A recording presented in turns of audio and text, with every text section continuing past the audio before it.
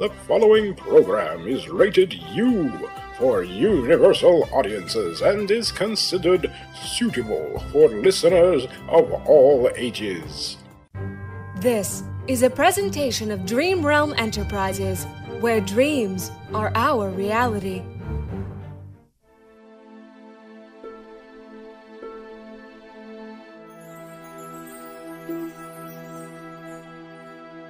Dream Realm Enterprises presents Showcase Classics, an anthology of classic stories and radio theater revivals for your listening pleasure.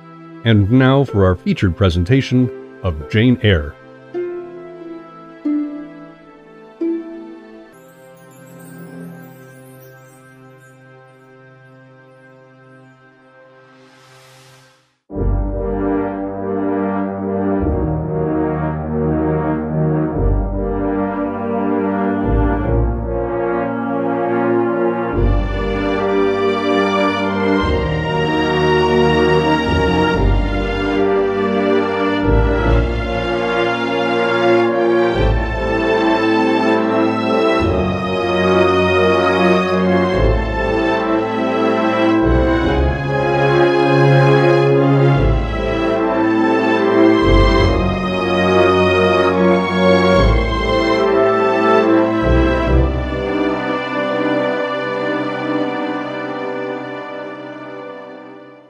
What a mercy Master was not burned in his bed. Always dangerous to keep a candle lit at night. Start cutting up them vegetables. How providential that he had the presence of mind to think of the water jug.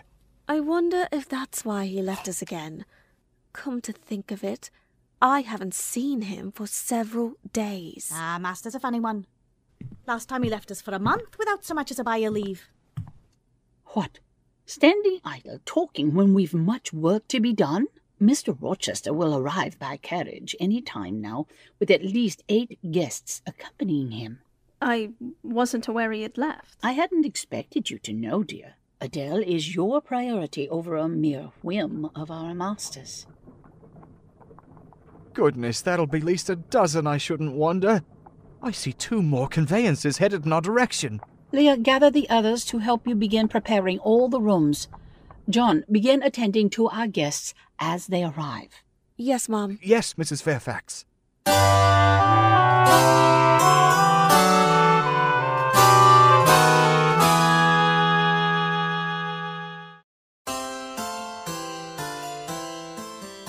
Bonjour, mesdames. It is Mr. Rochester's ward, I suppose. The little French girl he was speaking of. What a love of a child! Mrs. Fairfax, who is that woman Adele is speaking? That's Miss Blanche Ingram, one of the most finest, accomplished ladies in the county. She's not yet married. No, but I dare say Mr. Rochester fancies her. They're always in each other's company. Mr. Rochester, I thought you were not fond of children. Nor am I. Then what induced you to take charge of such a little doll as that? Where did you pick her up? I did not pick her up. She was left on my hands. Why, I suppose you have a governess for her? I saw a person with her just now. Is she gone? Oh, no, there she is, still behind the window curtain. You should hear Mamma on the chapter of governesses. Mary and I have had, I should think, a dozen, at least in our day. Half of them detestable and the rest ridiculous, and all incubi, were they not, Mamma? Did you speak, my own? We were speaking on the subject of governesses. My dearest, don't mention governesses. The word makes me nervous. I have suffered a martyrdom from their incompetency and caprice. I thank heaven I have now done with them. I noticed her. I'm a judge of physiognomy, and in hers, I see all the faults of her class. Indeed.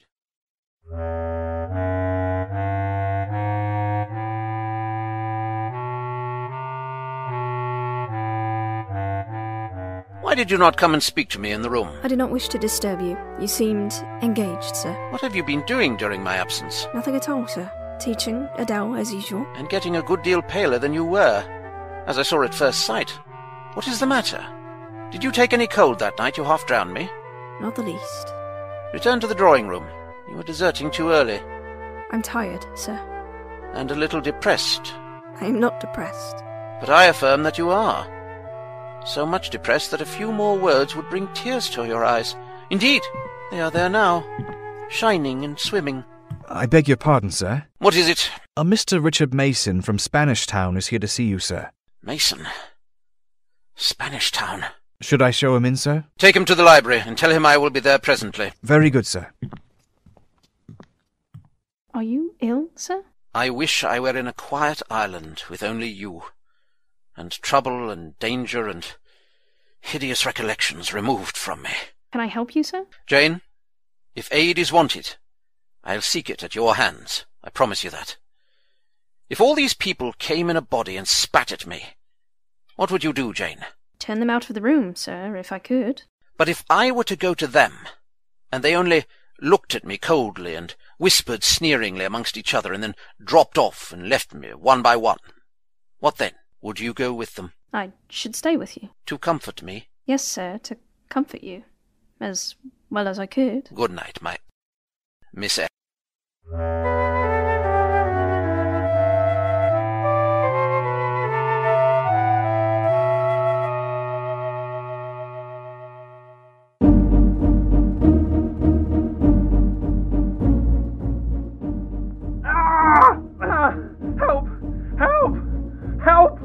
What? Someone being attacked?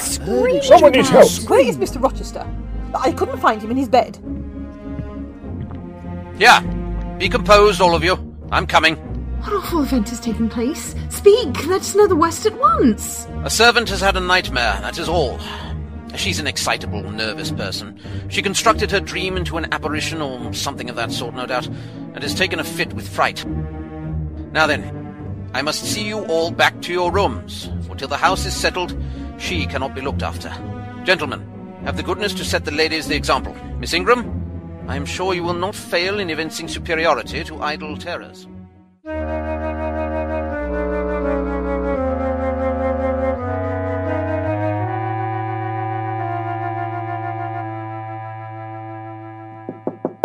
Am I needed? Are you up and dressed? Yes, sir. Then come out quickly.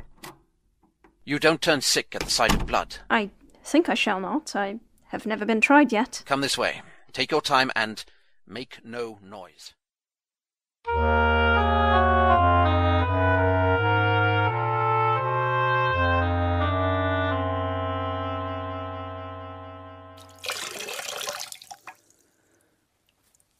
Sir, how did this... There's no time for questions, Jane. Is there immediate danger? No, a mere scratch. Don't be so overcome, man. Bear up. I'll fetch a surgeon for you now myself. You'll be able to be removed by morning, I hope. Jane, I shall have to leave you in this room with this gentleman for an hour, or perhaps 2 hours. You will sponge the blood as I do, when it returns. If he feels faint, you will put the glass of water on that stand to his lips, and these salts to his nose. You will not speak to him on any pretext, and, Richard, it will be at the peril of your life if you speak to her. Open your lips, agitate yourself, and I'll not answer for the consequences.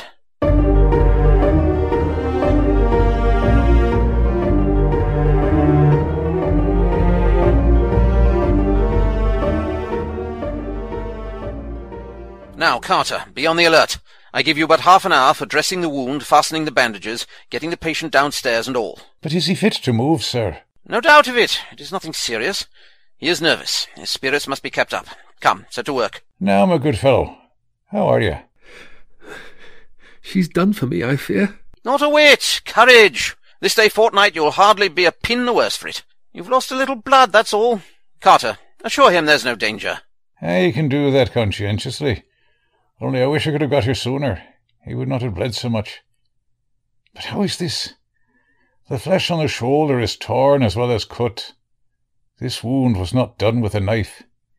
There have been teeth here. She bit me. She wounded me like a tigress when Rochester got the knife from her. You should not have yielded. You should have grappled with her at once. But under such circumstances, what could one do? Oh, it was frightful. I did not expect it.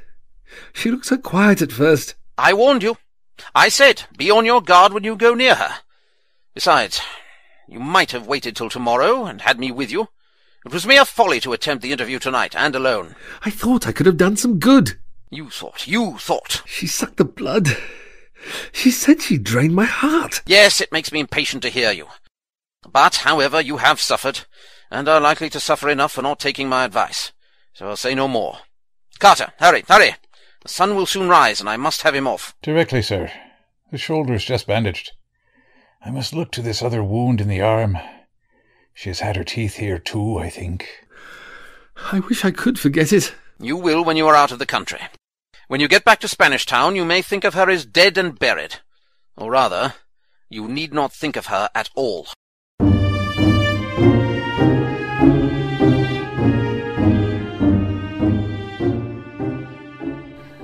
Let her be taken care of. Let her be treated as tenderly as may be. Let her... I do my best, and have done it, and will do it.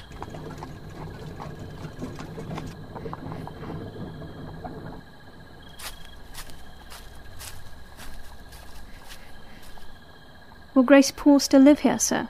Oh, yes. Don't trouble your head about her. Put the thing out of your thoughts. Is the danger you apprehended last night gone by now, sir? I cannot vouch for that till Mason is out of England, nor even then. To live for me, Jane, is to stand on a crater crust which may crack open and spew fire any day. Tell him to be cautious, sir. Let him know what you fear, and show him how you avert the danger. If I could do that, Jane, where would the danger be? Annihilated in a moment. Ever since I have known Mason, I have only had to say to him, do that, and the thing has been done.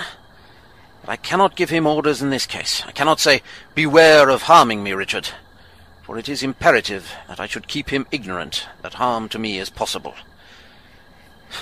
Now you look puzzled, and I will puzzle you further. You are my little friend, are you not? I enjoy your company, sir. Precisely. I see you do. I see genuine contentment in your gait and mien, your eye and face when you are helping me and pleasing me, working for me and with me in, as you characteristically say, all that is right. For if I bid you to do what you thought wrong, there would be no light-footed running, no neat-handed alacrity, no lively glance and animated complexion. My friend would then turn to me quiet and pale and would say, "No, sir, that is impossible. I cannot do it, because it is wrong," and would become immutable as a fixed star. You too have power over me, and may injure me. Yet I dare not show you where I am vulnerable, lest, faithful and friendly as you are, you should transfix me at once. If you have no more to fear from Mr. Mason than you have from me, sir, you are very safe. God grant it may be so. Here, Jane, is an arbour. Sit down. Little friend, you have noticed my tender penchant for Miss Ingram. Don't you think if I married her, she would regenerate me with a vengeance? The night before I am married, I am sure I shall not be able to sleep. Will you promise to sit up with me, to bear me company? To you I can talk of my lovely one. For now you have seen her, and know her. Yes, sir. She's a rare one, is she not, Jane? Miss Eyre, I couldn't find you in your room. A coachman came to collect you, and he asked me to give you this letter.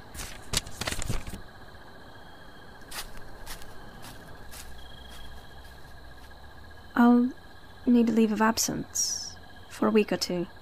What to do? Where to go? To Gateshead. To visit my Aunt Reed, who is very sick. You always said you had no relations. None that would own me, sir.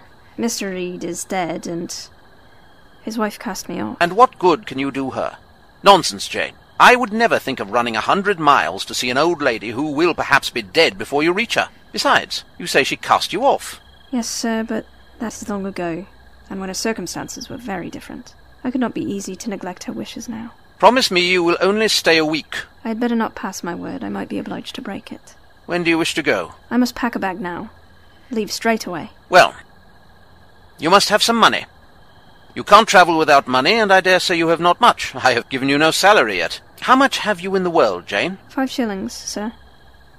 I'm owed £5. Better not give you all now. You would perhaps stay away 3 months if you had £5. There are 10 more shillings. Is it not plenty? Yes, sir. And now I may as well mention another matter of business to you, while I have the opportunity. Matter of business? I'm curious to hear it. You have as good as informed me, sir, that you are going shortly to be married. Yes. What then? In that case, sir, Adele ought to go to school. I'm sure you will perceive the necessity of it.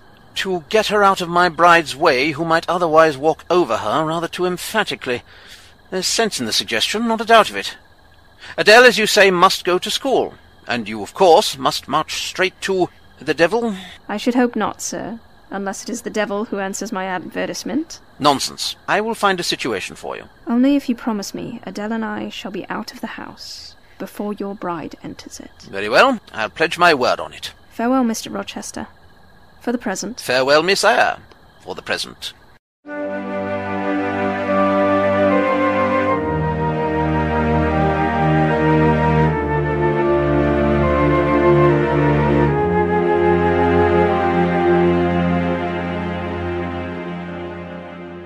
Is this Jane Eyre? Yes, Aunt Reed.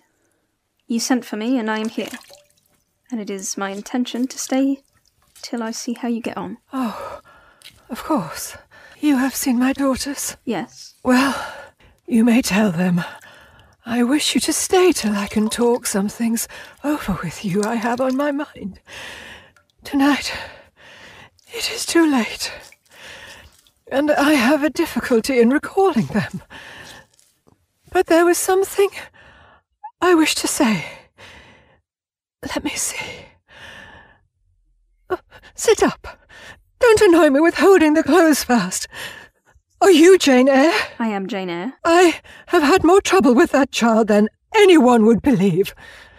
Such a burden to be left on my hands, and so much annoyance has she caused me, daily and hourly, with her incomprehensible disposition, and her sudden starts of temper, and her continual, unnatural watchings of one's movements. I declare, she talked to me once like something mad, or like a fiend. No child ever spoke or looked as she did. I was glad to get her away from the house. What did they do with her at Lowood? The fever broke out there, and many of the pupils died. She, however, did not die. But I said she did. I wish she had died. A strange wish, Mrs. Reed. Why do you hate her so? I had a dislike to her mother always, for she was my husband's only sister, and a great favourite with him. He opposed the family's disowning her when she made her low marriage, and when news came of her death, he wept like a simpleton. He would send for the baby, though I entreated him rather to put it out to nurse and pay for its maintenance. I hated it the first time I set my eyes on it. A sickly, whining, pining thing. It would wail in its cradle all night long, not screaming heartily like any other child, but whimpering and moaning. Reed pitied it, and he used to nurse it and notice it as if it had been his own, more, indeed, than he ever noticed his own at that age. Aunt Reed. Who calls me aunt? You are not one of the Gibsons, and yet I know you. That face, and the eyes and forehead are quite familiar to me. You are like... why, you are like Jane Eyre. I am very ill, I know. I was trying to turn myself a few minutes since, and find I cannot move a limb. It is as well I should ease my mind before I die. What we think little of in health burdens us at such an hour as the present is to me. Is the nurse here? Is there no one else here in the Red Room but you? We are alone, Aunt. Well, I have twice done you a wrong, which I regret now. One was in breaking the promise which I gave my husband to bring you up as my own child. The other, after all, it is of no great importance, perhaps, and then I may get better, and to humble myself so to her is painful.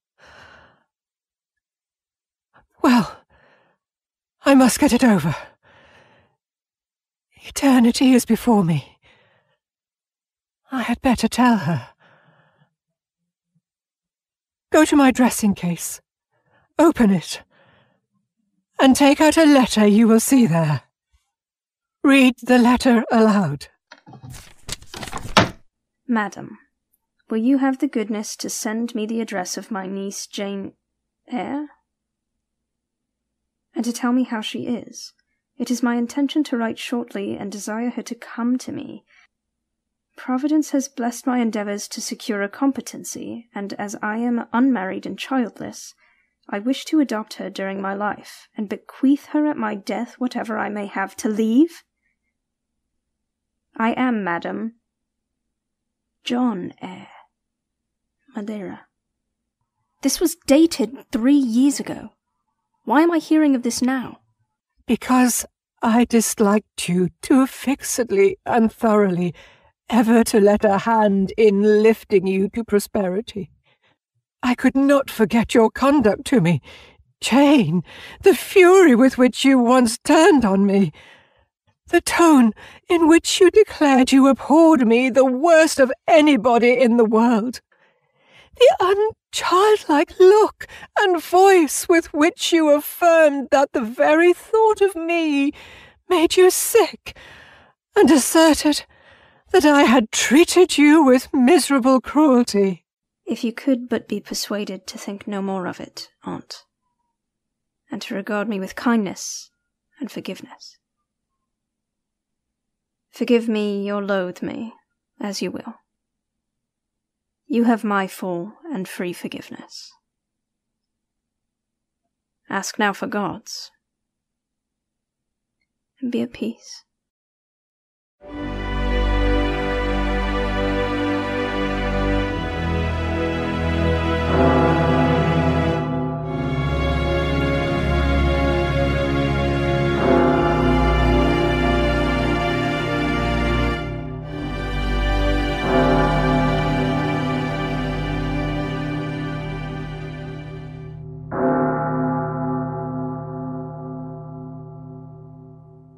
What the deuce have you done with yourself this last month? I've been with my aunt, sir, who is dead. A true Janian reply. If I dared, I'd touch you to see if you are substance or shadow or elf. Absent from me a whole month, and forgetting me quite, I'll be sworn. I'm strangely glad to get back again to you, and wherever you are is my only home. You must have become in some degree attached to the house. You who have an eye for natural beauties and a good deal of the organ of adhesiveness. I am attached to it indeed, and to Adele, and to Mrs. Fairfax, and, well, to you, sir. Pity. It is always the way of events in this life. No sooner have you got settled in a pleasant resting place than a voice calls out to you to rise and move on, for the hour of repose is expired. Then you are going to be married, sir? Very soon, my Miss Eyre. In a month's time I am to be a bridegroom, and you will undertake the education of the 5 daughters of Miss Dionysius O'Gall of Bitternut Lodge, Connaught, Ireland. You'll like Ireland, I think. They're such warm-hearted people there, they say. Is it a long way off, sir? From what, Jane? From England, from Thornfield, and... Well? From you, sir. It is a long way to Ireland, Jane. And I am sorry to send my little friend on such weary travels. But if I can't do better, how is it to be helped? Are you anything akin to me, do you think, Jane? Because I sometimes have a queer feeling with regard to you, especially when you are near me, as now. It is as if I had a string somewhere under my left ribs, tightly and inextricably knotted to a similar string situated in the corresponding quarter of your little frame.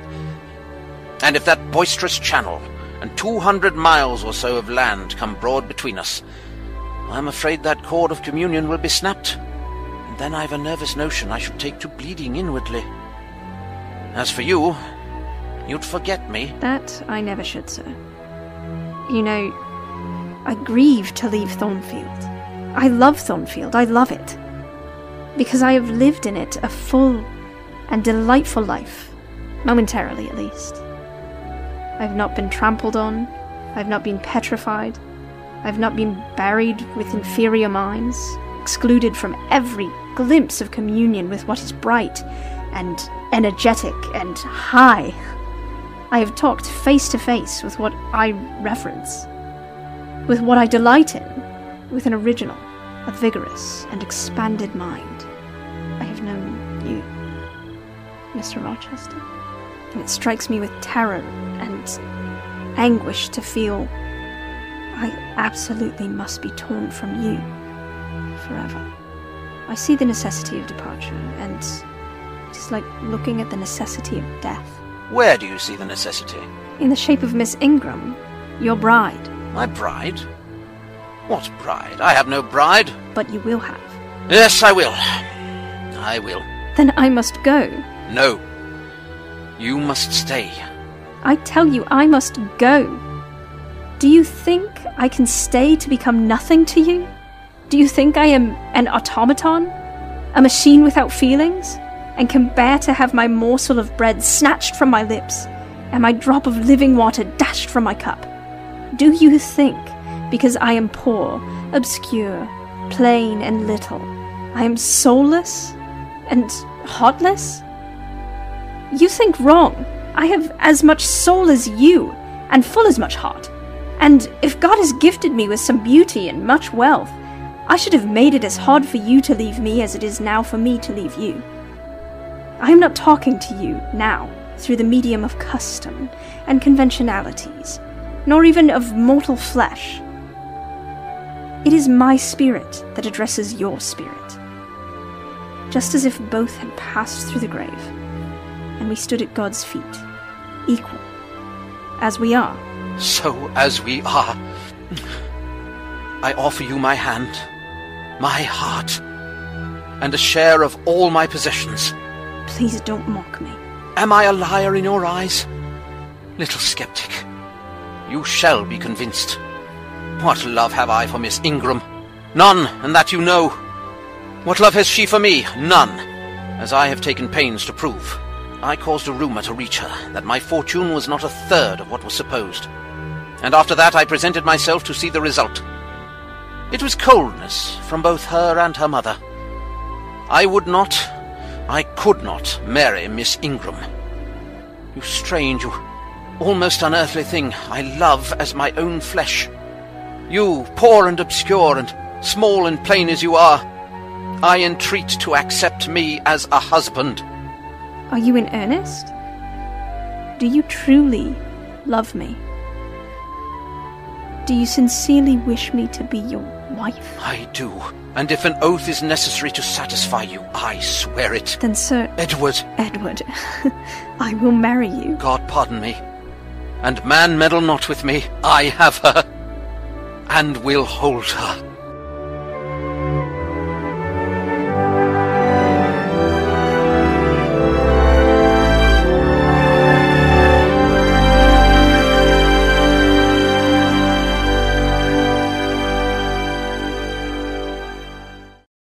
I require and charge you both, as ye will answer at the dreadful day of judgment, when the secrets of all hearts shall be disclosed, that if either of you know any impediment why ye may not lawfully be joined together in matrimony, ye do now confess it.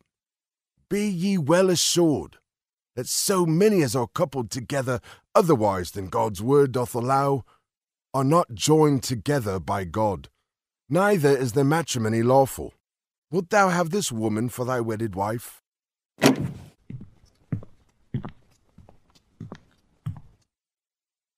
The marriage cannot go on. I declare the existence of an impediment. Proceed. I cannot proceed, not without some investigation into what has been asserted, and evidence of its truth or falsehood. The ceremony is quite broken off. I am in a condition to prove my allegation. An insuperable impediment to this marriage exists. What was the nature of this impediment? It simply consists in the existence of a previous marriage. Mr. Rochester has a wife now living. Who are you? Mr. Briggs, sir. And you would thrust a wife on me? I have a document and a witness to the fact. whose testimony even you, sir, will scarcely controvert. That, if a genuine document, may prove that I have been married. But it does not prove that the woman mentioned therein as my wife is still living. Bertha Mason was living 3 months ago. She is now living at Thornfield Hall. I saw her there last April. I am her brother. At Thornfield Hall? Impossible. I'm an old resident in this neighborhood, sir, and I never heard of a Mrs. Rochester at Thornfield Hall. No, by heaven. I took care that none should hear of it, or of her under that name. Close your book. There will be no wedding today. Instead, I invite you all to join me upstairs to meet Grace Poole's patient, my wife. You shall see what sort of a being I was cheated into espousing, and judge whether or not I had the right to break the compact and seek sympathy with something at least human. This girl knew no more than you, clergyman, of the disgusting secret. She thought all was fair and legal, and never dreamt she was going to be entrapped into a feigned union with a defrauded wretch, already bound to a bad, mad, and embruted partner. Come, all of you, follow!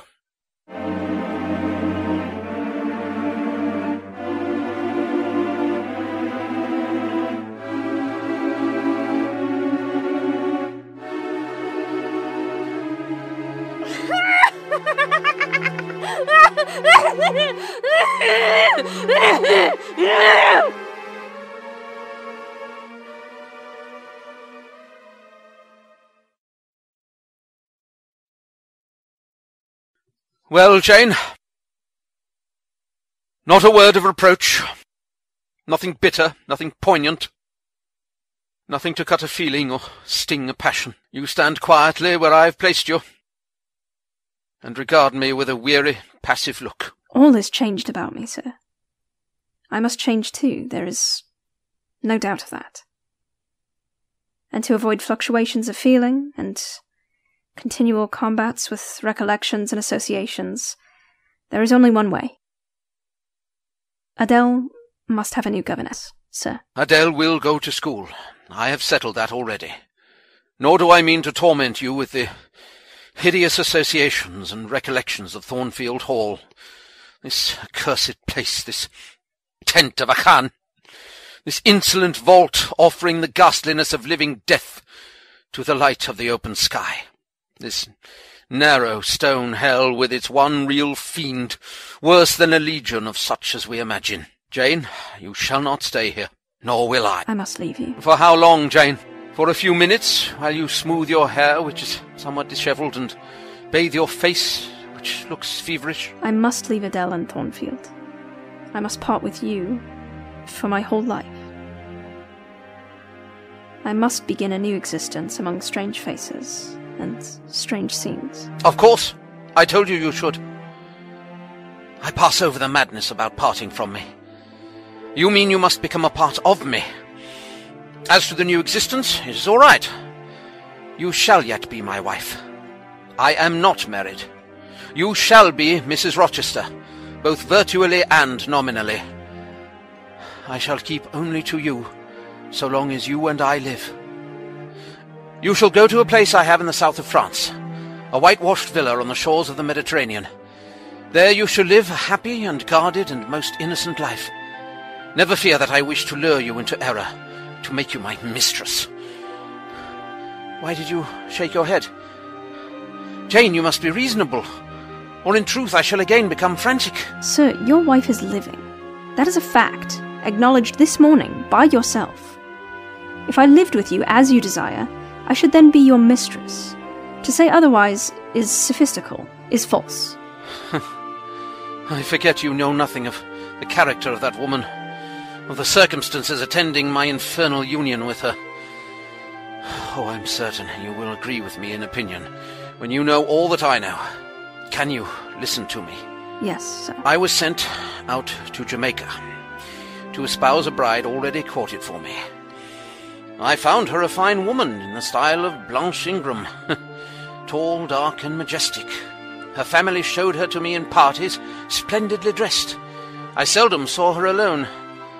I was dazzled, stimulated, my senses were excited, and being ignorant, raw, and inexperienced, I thought that I loved her. I married her, gross, grovelling, mole-eyed blockhead that I was. When I found that I could not pass a single evening, nor even a single hour of the day with her in comfort, that kindly conversation could not be sustained between us, because whatever topic I started immediately received from her a turn at once coarse and trite, perverse and imbecile. When I perceived that I should never have a quiet or settled household, because no servant would bear the continued outbreaks of her violent and unreasonable temper, or the vexations of her absurd, contradictory, exacting orders, even then I restrained myself. I eschewed upbraiding, I curtailed remonstrance, I tried to devour my repentance and disgust in secret. I repressed the deep antipathy I felt. Oh, what necessity is there to dwell on the past when the present is so much surer, the future so much brighter? Why are you silent, Jane? Do you understand what I want of you? I will not be yours. Jane, do you mean to go one way in the world and to let me go another? I do. Oh, Jane, this is bitter. This is wicked. It would not be wicked to love me. It would be to obey you. One instant, Jane. Give one glance to my horrible life when you are gone. All happiness will be torn away with you. What then is left? For a wife I have but the maniac upstairs. As well might you refer me to some corpse in yonder churchyard. What shall I do, Jane? Where turn for a companion and for some hope? Do as I do. Trust in God and yourself. Believe in heaven. Hope to meet again there.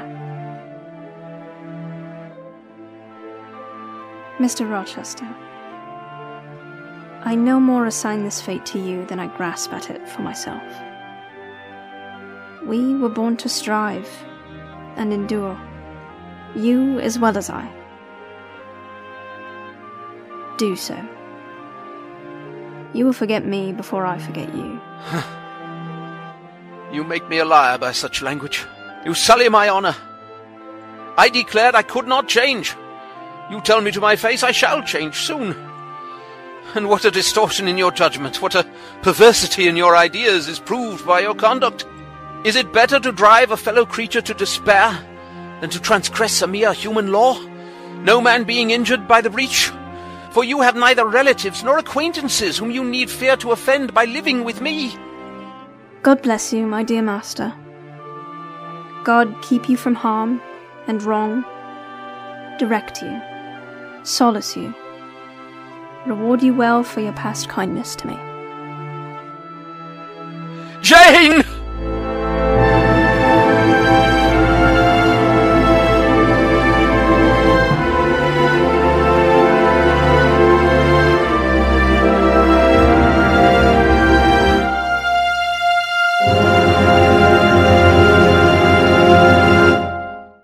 You've been listening to Part 4 of Jane Eyre by Charlotte Bronte and adapted as an audio play by Rachel Pulliam. Our cast in order of appearance include Bruce Busby as announcer, Alexandra Macedo as Leah, Rhiannon McAfee as cook, German Day as John, Elise Krawick as Mrs. Fairfax, Colette Feehan as Jane Eyre, Oceane Lantania as Adele, Mindy Rast-Keenan as Blanche Ingram, Andrea Richardson as Lady Ingram, Peter Heimsoff as Edward Rochester, Kareem Kronfli as Richard Mason, Jerry Kokich as Carter, Margaret Ashley as Mrs. Reed, Heath Martin as the clergyman, and Paul Arbisi as Briggs.